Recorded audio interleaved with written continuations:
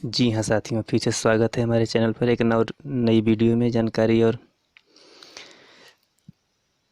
मनोरंजन से भरपूर कहानी को लेकर के। आज हम बात करेंगे ऐसे ही एक मज़ेदार कहानी के बारे में। आज से लगभग 5000 वर्ष पूर्व भारत भूमि की समृद्धि और समानता अपनी चरम सीमा पर थी। देश के अनेक वैभव संपन्न तथा शक्तिशाली राजा राज्य करते थे। भारतीय समाज की एक नई उमंग, एक नई स्फूर्ति आ रही थी, किंतु यह वैभव और शक्ति अधिक दिन तक स्थिर न रह सकी। पारंपरिक श्वेत और स्वेच्छाचारिता की भावनाएं प्रबल होने लगी। जन कल्याणकारी परंपराएं टूटने लगी। प्रजा जरासंध, कंस और शिशुपाल जैसे शासकों के दमन चक्र का शिकार बन गई। अत्याचार और राजनीति कुचक्र के इस वातावरण में कंस की बहन देवकी अपने पति वासुदेव के साथ कंस के कारागार में बंदी थी। वहां देवकी के गर्भ में श्री कृष्ण का जन्म हुआ। कंस के भय से श्री कृष्ण का पालन पोषण गोकुल के नंद के घर में हुआ। श्री कृष्ण बाल्यावस्था से ही इतने पराक्रमी और साहसी थे कि उनके द्वारा किए गए कार्यों को देखकर लोग आश्चर्यचकित हो जाते थे और उन्हें अलौकिक मानने लगे थे। कंस अपनी सुरक्षा को लेकर श्री कृष्ण का अंत करना चाहता था। इस कार्य के लिए उसने जिन लोगों को भेजा, जब सबका श्री कृष्ण ने बाल्यावस्था में ही वध कर दिया, कभी तो वे अपनी बांसुरी के मधुर स्वर से सभी को आत्मिक सुख प्रदान करते दिखाई पड़ते थे, तो कभी कंस के अत्याचारों से गोकुलवासियों की रक्षा करते हुए लोकहित के प्रवृत्ति दिखाई देते थे। श्री कृष्ण को अध्ययन करने हेतु संदीपन गुरु के आश्रम भेजा गया। गुरुकुल में श्री कृष्ण ने अपने गुरु की सेवा करते हुए विद्या प्राप्त की। कंस के स्वेच्छाचारी एवं क्रूर शासन के कारण प्रजा में व्यापक असंतोष था। गोकुल में श्री कृष्ण के नेतृत्व में कंस के अत्याचारी शासन का विरोध आरंभ हो गया। कंस इस स्थिति को जानता था। उसने कृष्ण को वध करने का षड्यंत्र रचा और अक्रूर द्वारा श्री कृष्ण को बुलवाया। गोकुलवासियों को कंस पर संदेह था। वे नहीं चाहते थे कि श्री कृष्ण मथुरा जाकर कंस के जाल में फंसे। श्री कृष्ण ने तो अत्याचारियों का अंत करने का संकल्प ही कर लिया था। अतः वे अपने बड़े भाई बलराम के साथ मथुरा आगे पहुँचे। योजनानुसार मथुरा में मल्लयुद्ध आरंभ हुआ। श्री कृष्ण ने मल्लयुद्ध में कंस के चुने हुए पहलवानों को पराजित किया और अंत में उन्होंने कंस को मार डाला।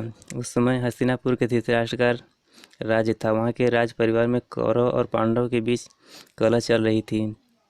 पांडवों को उनका अधिकार देने के लिए कौरव कदापि तैयार नहीं थे। इस कलह को रोकने के लिए श्री कृष्ण ने बहुत से प्रयास किए। वे पांडवों की ओर से संधि का प्रस्ताव लेकर कौरवों के पास गए। श्री कृष्ण ने धृतराष्ट्र से निवेदन किया, महाराज, वीरों का विनाश हुए बिना ही कौरव और पांडवों की संधि हो जाए। मैं यही प्रार्थना करने आया हूँ। श्री कृष्ण ने धृतराष्ट्र के